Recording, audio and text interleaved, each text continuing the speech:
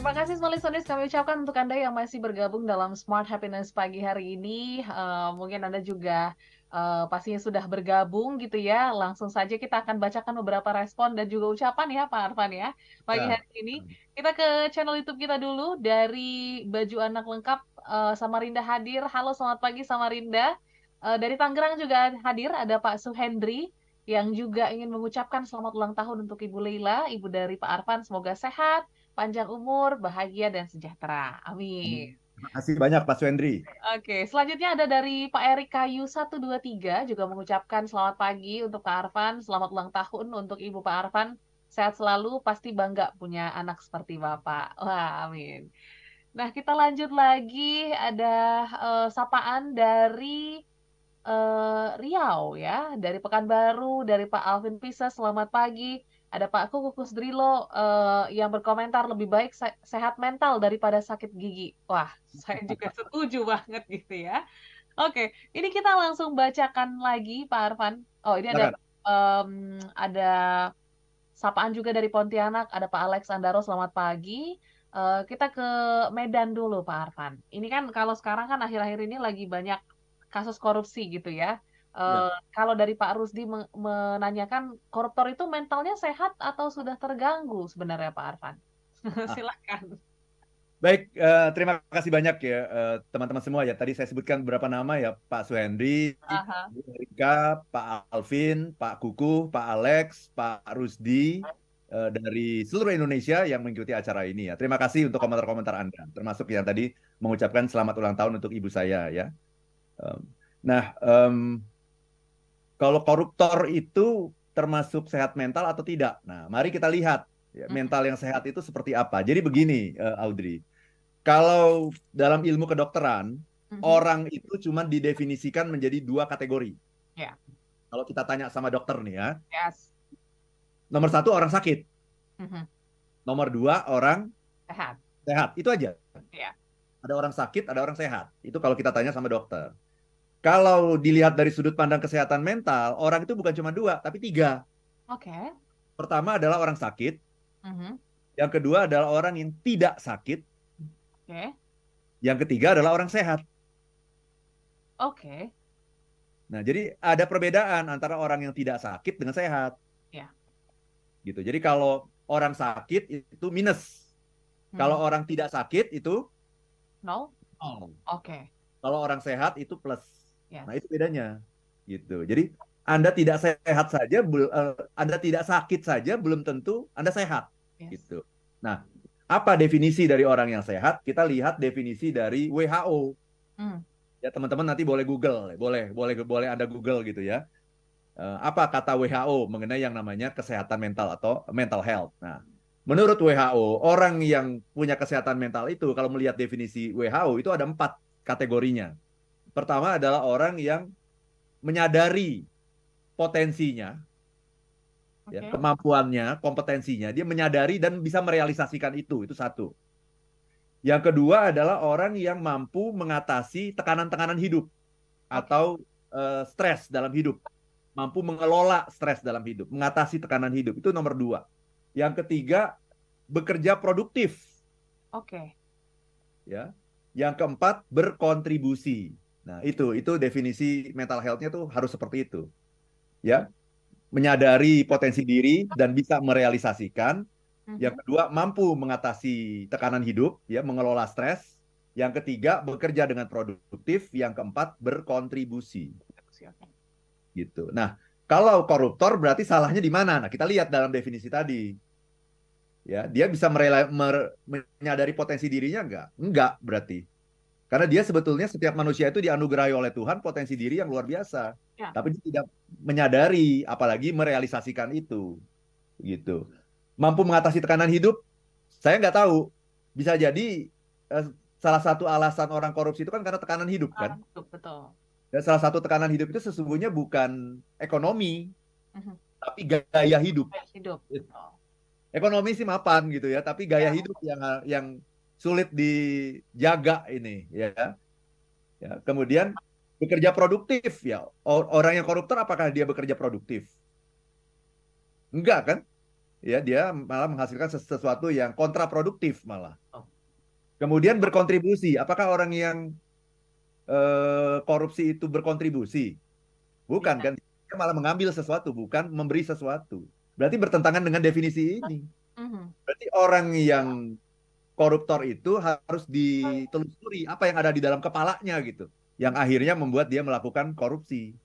Apa? Ya saya kira salah satunya adalah dia tidak punya makna hidup sih sebetulnya ya. Oke. Hidupnya itu tidak bermakna sehingga dia hanya mengartikan hidup itu sebagai sesuatu yang bersifat fisik Mhm.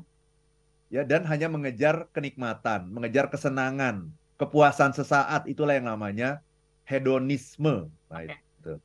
Itu Audrey. Oke. Jadi sudah terjawab ya untuk Jadi eh, ada yang salah ya, dengan mentalnya ada yang salah ya. yes, dari Pak Ada satu Rusdi. hal ya Audrey ya. Aha, Kalau kita bilang bahwa mental sedang ada masalah dengan mental, oke. itu bukan berarti sakit jiwa Hmm, kemudian gila. Nah, itu ya, yang seringkali mindsetnya. menjadi stigma gitu. Oh, Betul. masa koruptor sakit jiwa kemudian gila? Enggak, bukan bukan itu gitu ya, tetapi jiwanya sakit iya gitu. Ya, mentalnya sakit. Kenapa? Karena orang yang mentalnya sehat itu adalah orang yang selalu ingin berkontribusi kepada dunia, ingin memberikan sesuatu yang positif, ingin dikenang sebagai orang yang baik, meninggalkan legacy. Nah, kalau kita berlawanan dengan itu, berarti mental kita sedang ada masalah gitu. Walaupun tidak harus akhirnya sakit jiwa dan gila, bukan itu gitu. Jadi itu juga sebuah penyesatan ya dalam Hmm, pembahasan mengenai mental health itu ada sebuah stigma dalam masyarakat. Kalau nggak sehat mental tuh berarti gila dong. Saya kan sehat gitu. Nah, itu betul. jadinya jadi membuat rancu segala sesuatunya gitu, Audrey. Ya, ya, ya. Kita harus hilangkan dulu mindset itu karena mindset itulah mungkin banyak orang yang nggak terbuka gitu ya, Pak Arfan ya. Takut mungkin ke psikolog untuk mencari Iya. bantuan dan pertolongan karena adanya Iya. stigma-stigma negatif yang ada. Jadi kita harus benarkan dulu stigma-stigma tersebut ya. Oke, kita lanjut lagi Pak Arfan. Ini dari Pak Huta Barat ya. Pak Arfan, apakah orang yang tidak peduli dengan orang lain bisa dikategorikan mental tidak sehat? Dari Medan juga. Silakan, Pak Arfan. Yes, yes, iya. Orang yang tidak peduli pada orang lain karena mari kita lihat itu tadi definisinya. Yes. Ya, bagaimana dia bisa berkontribusi kalau dia nggak peduli sama orang lain? Jadi mentalnya kurang sehat gitu. Mentalnya kurang sehat dan itu harus kita sehatkan memang. Mhm. Dan setiap orang sebenarnya punya PR masing-masing loh.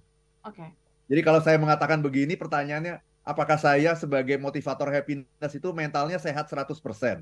betul. I don't think so. Mhm. Menurut saya enggak gitu. Menurut saya punya banyak PR kok yang harus saya selesaikan gitu. Jadi mari kita lihat mental health itu seperti kita melihat kesehatan tubuh juga gitu. Iya, Tubuh Anda tuh benar-benar sehat apa enggak? Pasti di antara kita kan pasti adalah iya, sedikit-sedikit ya eh, penyakit-penyakit ringan begitu. Termasuk juga mental health juga begitu gitu. Jadi kalau saya mengatakan apakah mental health saya ini benar-benar full 100%, saya nggak yakin gitu. Saya masih banyak PR kok. betul. Saya masih suka mungkin gampang marah gitu misalnya ya kalau melihat sesuatu yang tidak pada tempatnya atau suka iri sama orang. Nah, itu kan masih harus disembuhkan tuh. Saya masih punya banyak PR gitu. Jadi kalau saya mengatakan ada masalah mental yang harus Anda sembuhkan, jangan tersinggung. Betul. Jangan tersinggung kemudian mengatakan wah saya lagi dibully nih gitu. Iya, Jangan iya. gitu. Aha. Ya, Itu justru Aldi. harusnya bersyukur ya, karena ada lingkungan yang saling mengingatkan gitu, Dan sehingga niatnya juga ya, yang ngingetin ya juga niatnya juga harus baik gitu. harus baik, Saya betul. kira tidak ada orang yang mentalnya tuh sehat 100% itu Ya, agak susah gitu untuk setuju. didapatkan. Kita semua berada dalam proses pertumbuhan gitu, Audrey, Iya. menjadi orang yang sehat secara mental. Betul, apalagi sekarang tekanannya juga sangat besar gitu ya dari pekerjaan mungkin atau keluarga dan lain sebagainya. So, memang Betul. sulit tapi ya itu proses yang cukup panjang gitu ya untuk kita lebih menyadari lagi dan juga mungkin mencoba mengobati lagi begitulah seterusnya seperti itu. Oke, kita lanjut lagi Pak Arfan. Ini satu WA lagi. Oke, oh kita break dulu ya.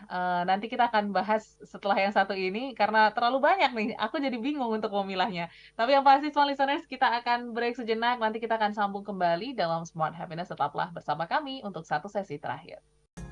Oke, masuk ke sesi terakhir Small Listeners di mana beberapa pertanyaan masih ada yang masuk gitu ya ke WA kami, begitu juga di YouTube. Oke, Itu yes, itu the dia loss of happiness. satu cara juga untuk Anda bisa mencapai kebahagiaan mungkin juga dengan memperhatikan aspek-aspek em, kesehatan mental juga ya, karena kita juga sudah pernah bahas beberapa kali di siaran kita gitu. Kalau Anda mau cek, boleh cek di channel YouTube kita. Oke, kita kembali lagi Pak Arfan. Sebelum nanti mungkin Pak Arfan kasih tips and triknya untuk kita bisa menjaga kesehatan mental atau tetap waras di era-era zaman now, kita akan baca beberapa WA yang sudah masuk. Kali ini dari, oke, ucapan lagi nih ya, dari Ibu Helmi di Banjarmasin. Selamat pagi. Selamat ulang tahun untuk Ibu Leila Hakim, ibu yang hebat melahirkan anak yang hebat. Semoga ibu selalu disayangi Allah di dunia dan di akhirat. Terima kasih Amin. untuk Mbak Audrey dan Pak Arfan. Dan dari Amin. pengamatan saya, para ibu yang soleha melahirkan anak-anak yang menoreh sejarah dengan tinta emas. Wow. Amin. Terima Terima kasih kasih Bu Mbak. Helmi. Terima kasih Ya, banyak. dari Banjarmasin. Selanjutnya kita ke Pakar Moses. Selamat pagi. Mengucapkan selamat pagi juga untuk Pak Arfan dan selamat ulang tahun untuk Ibunda tercinta. Semoga panjang umur, sehat selalu, bahagia selalu, dan Sukses. untuk keluarga besar gitu ya. Tapi ada Ya. pertanyaan juga nih dari Pak Oh, ya. Karmoses, Pak Arfan. Ya. Apa korelasinya antara kesehatan mental dan mungkin revolusi mental yang sekarang kan kita dengar juga nih di pemerintahan gitu ya. Dan mana yang lebih baik? Silakan, Pak Arfan. Ya. Ya, revolusi mental itu ya dasarnya ya kesehatan mental gitu. Oke. Tetapi ya, harus lihat ya, apakah revolusi mental itu seperti apa prakteknya gitu ya. Prakteknya seperti apa. Tentunya kalau menurut saya sih kalau bicara revolusi mental ini kaitannya sih bagaimana kita menciptakan GCG sih sebetulnya ya. Hmm, Good Corporate Governance. oke. Jadi bagaimana kita bisa menjalankan ya baik di perusahaan, di pemerintahan gitu, di lembaga-lembaga negara gitu ya, bisa menjalankan praktek itu, GCG itu. Bagaimana kita jadi bersih dari korupsi. Sebetulnya intinya itu sih Ya. kalau bicara mengenai revolusi mental. Jadi perbedaannya adalah kalau kesehatan mental itu sifatnya personal, Oh, oke. individual gitu. Kalau revolusi mental ini Pak Jokowi pingin bicara untuk menyehatkan lembaga-lembaga negara gitu, Ya. menyehatkan birokrasi kita gitu. Mhm. Jadi itu uh, ruang lingkupnya berbeda. Yang satu very personal, very individual gitu. Yang satu kita bicara dalam konteks berbangsa dan bernegara. Yes. Itu. Tadi ya, untuk Pak Karmoses, terima kasih pertanyaannya. So, mungkin kita langsung ke tips and trick ya, Pak Arfan, karena kita tadi sudah belajar dan memahami bahwa sebenarnya awareness dalam kita menyadari apa ya, feelings ataupun emosi itu baik adanya gitu ya, untuk kita bisa menentukan pesan apa yang disampaikan dari gejala-gejala yang mungkin kalau nggak kita teruskan, kita nggak perhatiin, ini akan menjadi satu dampak yang buruk. So, gimana tipsnya Pak Arfan untuk mengelola lagi kesehatan mental kita di era yang penuh tekanan dan ya apa ya, situasinya fluktuatif lah. Silakan. Terima kasih banyak Audrey ya. Jadi itu tadi ya, yang sangat penting adalah barometernya apa bahwa kita tidak Hmm, sehat gitu. oke. Kan kita ini adalah orang yang sangat aware gitu terhadap yang namanya kesehatan fisik kan. Yes. Kan? Begitu istilahnya begitu kaki kita tersandung aja kita udah teriak kan, aduh sakit gitu. Itu Yes. kan menunjukkan bahwa kita tuh sangat aware gitu, sangat aware ya. Begitu gigi kita ada yang nyeri sedikit kita langsung buru-buru ke dokter gigi kan. Ya. Berarti kita itu adalah eh, individu yang sangat sadar gitu mengenai yang namanya kesehatan fisik. Nah, mulai hari ini mari kita sadari bahwa kesehatan mental itu sangat penting. Bahkan kalau disuruh pilih itu jauh lebih penting daripada kesehatan fisik gitu ya. Nah, berarti kita kembalinya taunya dari mana kan seperti itu. Itu yang tadi pertanyaan Audrey. Taunya dari mana? Barometernya hanya satu, feeling. Thanks. Nah, maka feeling itu harus menjadi sebuah kata kunci dalam kehidupan kita untuk menciptakan mental yang sehat gitu. Feelingnya kalau feelingnya positif, sorry, feeling selalu positif. Ya. Kalau feelingnya itu comfortable, Mhm. feeling yang menyenangkan gitu. Berarti apa yang saya lakukan itu sudah on the track. Lakukan terus kalau memang feelingnya menghasilkan feeling yang comfortable, yang menyenangkan gitu. Ya. Nah, kalau feeling kan sama saja kan kayak misalnya saya baik-baik saja gitu. Saya bisa olahraga, bisa lari pagi dan sebagainya. Berarti kan ya lakukan itu terus karena itu menghasilkan sesuatu yang menyenangkan. Mhm. Nah, tetapi feeling itu ada dua. Ada feeling yang comfortable, yang menyenangkan, ada feeling yang uncomfortable, feeling yang tidak menyenangkan. Hmm. Nah, feeling yang tidak menyenangkan itu sesungguhnya memberikan sebuah sinyal, pesan, message yang harus ditangkap oleh kita bahwa ada apa ya gitu. Kayak kita lagi naik mobil. Ya. Kalau kita lagi naik mobil, kemudian ada indikator yang menyala gitu, ada apa ya gitu. Mhm. Nah, kita cari itu. Nah, jadi semua feeling itu, terutama yang uncomfortable ini harus kita dekati apa ya artinya gitu. Makanya harus belajar. Nanti kapan-kapan kita akan bahas. Dan saya juga sedang merencanakan gitu, Audrey. Mungkin bukan sekarang ya, mungkin di tahun depan. Saya akan membuat sebuah seminar spesial kita membahas mengenai yang namanya emotion ini. Karena Oke. itu ada banyak sekali gitu. Misalnya, kalau kita bicara misalnya anger. Mhm. Anger itu sebetulnya tanda bahwa kita harus melakukan proteksi. Nah, ini Proteksi, oke. misal begitu. Anger adalah tanda bahwa kita harus melakukan perlindungan diri. Gitu. Mhm. Contoh lagi misalnya boredom. Boredom itu apa ya? Eh, bosan gitu. Ya. Bosan itu sesungguhnya menunjukkan bahwa kita melakukan sesuatu yang meaningless, yang Oke. berarti tidak bermakna. Ya. Dan ujung dari kebosanan itu jangan salah. Ujung dari kebosanan itu adalah meaningless, Mhm. hidup tidak berarti, tidak berguna, dan ujungnya bunuh diri. Oh, Itu kalau tidak disadari gejalanya sejak awal. Jadi bayangkan ya, emosi yang seperti yang remeh-temeh seperti bosan saja sesungguhnya itu bisa menjadi sesuatu yang berbahaya kalau kita tidak menyadarinya sejak awal. Nah, kira-kira begitu. Jadi pahami emosi Anda. Dan cara memahaminya adalah mengenali. Cara mengenalinya adalah kasih nama. Kita seringkali nggak terbiasa memberikan nama gitu. Sehingga segala sesuatu itu, kalau emosinya yang disebut negatif itu kemudian kita mengatakan sedih. Siapa bilang sedih? Mungkin itu bukan sedih. Ada bedanya loh, sedih dengan kecewa. Kalau sedih itu ketika kita tidak ketika kita mendapatkan sesuatu yang buruk.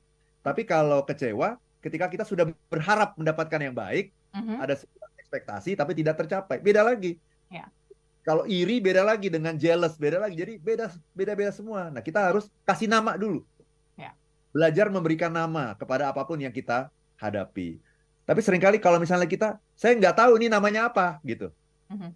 Coba bicarakan dengan pasangan Anda, bicarakan dengan teman dekat Anda. Ini namanya apa ya? Kok gue ngerasa gini ya? Ini kenapa ya? Ini namanya apa ya? Nah, biarkan dia memberikan masukan. Oke. Nah, kalau sudah sampai situ, memberikan nama, mengenali, tangkap apa message-nya. Mhm. Oh, ini maksudnya. Ya. Baru lakukan actionnya, apa yang diperintahkan oleh emosi itu. Nah, kemudian terakhir, lihat hasilnya. Kalau Oke. Anda sudah melakukan semua itu, apakah Anda menjadi lebih tenang, Mhm. menjadi lebih happy? Kalau belum happy juga, berarti masih salah actionnya. Ya. Kalau actionnya udah benar, pasti Anda menjadi lebih happy. Itu, Audrey. Yes. Dan pastinya ini menjadi tips yang bisa kita terapkan ya, small listeners ya. Yuk mulai sekarang kita mulai aware dengan kesehatan mental kita, feeling-feeling ataupun emotion-emotion yang ada gitu ya. Anggaplah itu sebuah pesan gitu ya untuk kita bisa mengetahui apa next step yang akan kita lakukan seperti itu. Dan jangan lupa juga untuk menjadi orang yang bisa mendengarkan orang lain karena banyak juga ya orang-orang yang berujung suicide gitu ya, karena memang orang-orang sekitarnya juga tidak support ataupun tidak aware tentang kesehatan mentalnya. So, semoga kita bisa menjaga kesehatan mental kita tetap waras di era yang sangat-sangat penuh tekanan ini. Pak Arfan juga sehat selalu, Pak Arfan. Kita ketemu minggu Terima kasih depan. banyak, Audrey. Yes, Ya. terima kasih. Salam untuk Ibu juga di rumah. Dan pastinya juga small listeners, terima kasih sudah bergabung. Mohon maaf apabila ada respon yang belum sempat terbaca. Kita ketemu minggu depan dalam Smart Happiness di Jumat pagi. Kalau gitu kami pamit, saya Audrey Juwana. Saya Arfan Pradiansyah. If you If want to you're be happy, happy, be be happy happy now. now. Sampai jumpa.